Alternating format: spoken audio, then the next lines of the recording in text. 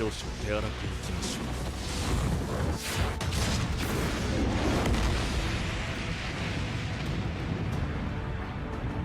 う。ようやくたどり着いた。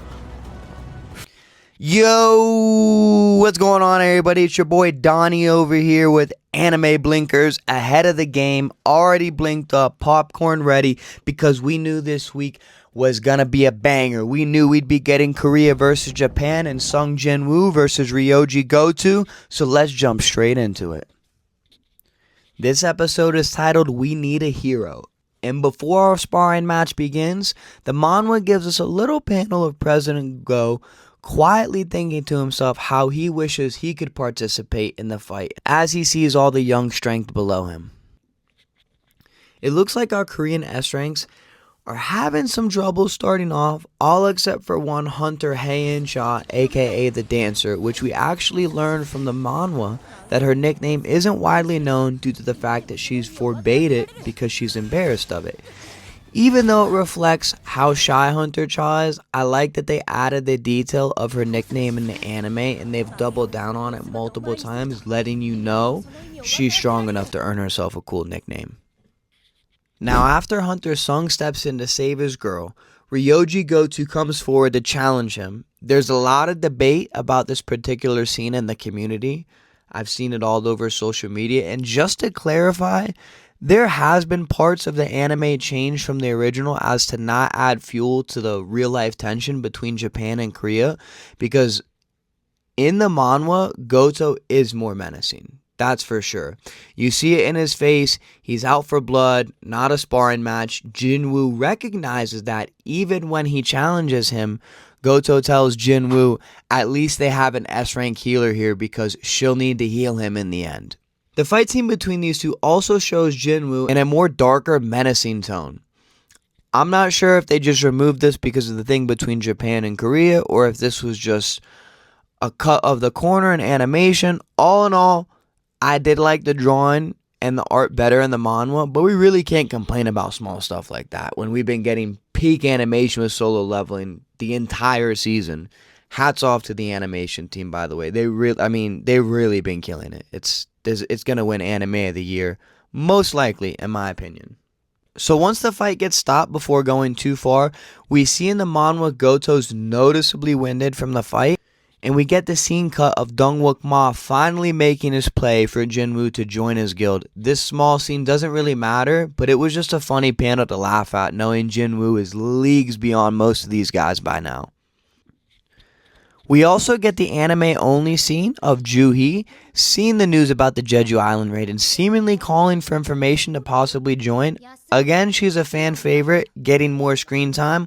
While it may be small, it gives me hope for more scenes with Isol. I certainly don't want to wait until they animate the Solo Leveling sequel series, because that's when she has a more prevalent role as opposed to the original Solo Leveling series, which is what we're watching right now. But that's years later down the line in the works, if it does get greenlit for animation, which, I mean, at this point, it's probably going to.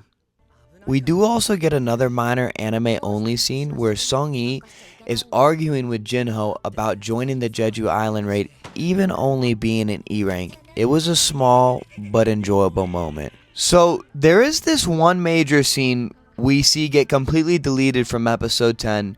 We have an entire scene cut from a small story arc I've been following in my deleted content video segments. If you don't want any spoilers, exit now to avoid any. So all season, Jin Wu has been covertly putting the pieces together to assess what he needs in order to form his own guild.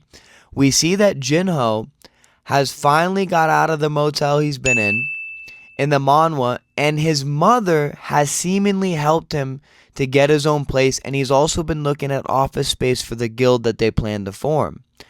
After noting that they need one more hunter in order to have the required member status quo, Jinho hands Jin Wu a note from a, quote, foreigner who spoke English. And before we get a chance to dig any further, Jin Wu exchanges in an alley to go be all Korean Batman, saving a random citizen. So as the raid commences, we see Hunter Choi Jong-in's flame magic displayed in full force. Everything seems to be going well for the hunters. That is until this cutie loses her head.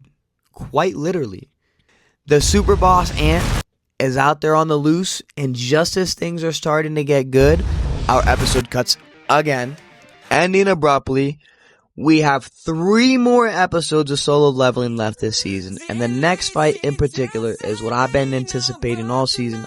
I think it's going to be the best out of all the fights we've seen, better than the Ice Elves, better than Fang, better than the Demon Monarch, and better than Goto. Kind of hard to think, considering how high quality those fights have been so far, but trust me, this next week is going to be the banger. But that about wraps up today's video, folks, so let me know which fight was your favorite thus far this season, and if you enjoyed this video and want more solo leveling as well as more anime and manga content, hit that subscribe button down over yonder, and y'all have a blessed day. Take it easy.